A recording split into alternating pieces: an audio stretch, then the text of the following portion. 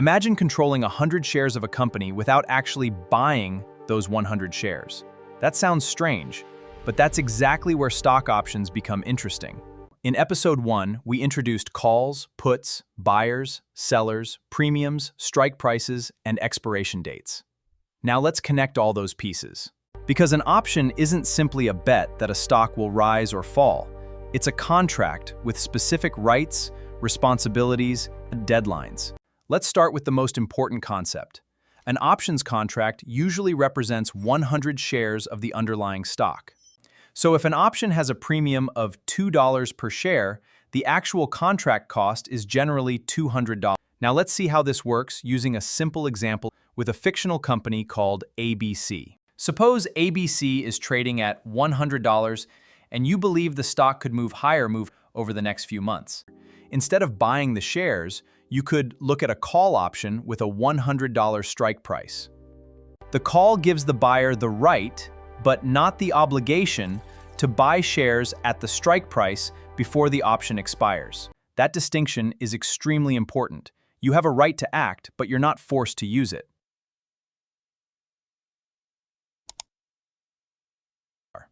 Now imagine ABC rises from $100 to $120. Your $100 strike suddenly looks much more valuable because the market price is $20 above your strike. That difference is called intrinsic value for an in-the-money call before considering the option's remaining time value. But here's something beginners often miss. The stock can rise, and you can still lose money on the option. Why? Because you paid a premium. Your trade doesn't simply need to be profitable. It needs to overcome what you paid for the contract. Suppose you paid $200 for that call.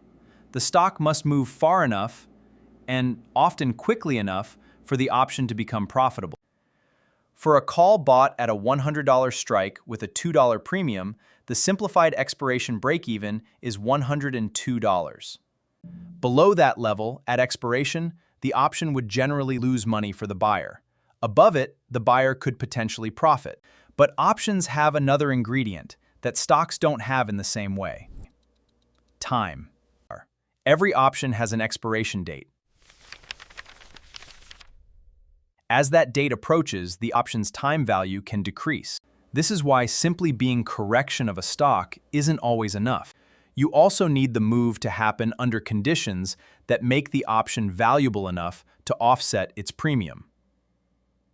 Now let's flip the situation. What if you believe ABC is going lower? That's where a put option enters the picture.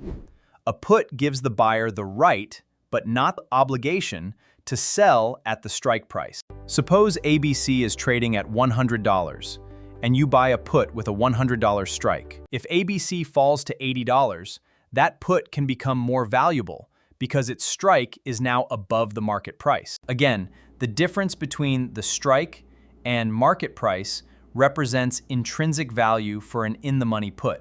So calls generally benefit from upward movement, while puts generally benefit from downward movement. But there's another side to every options contract: the seller, sometimes called the writer. The buyer pays the premium. The seller receives that premium and takes on the contractual obligation if the buyer exercises. This is why options trading isn't just about predicting a stock's direction. It's about understanding the contract you're trading. And that's where things become more complicated. Option prices can change because of more than just the stock price. Time remaining, expected volatility, the stock's price, and other market factors can all influence an option's premium. One of the most important concepts we'll explore later is implied volatility, often called IV. IV reflects the market's expectations about how much the underlying stock could move, and it can significantly affect option prices. So now you can see the basic engine behind options: an underlying stock, a contract, a strike price, a premium, and an expiration date. The biggest beginner mistake is focusing only on whether the stock will go up or down. Professional options analysis asks a bigger question: how much? How fast? And under what conditions? In the next episode, We'll break down calls and puts even deeper and show exactly how option profits and losses are calculated. Because once you understand the numbers, options stop looking mysterious and start looking like a system you can actually analyze.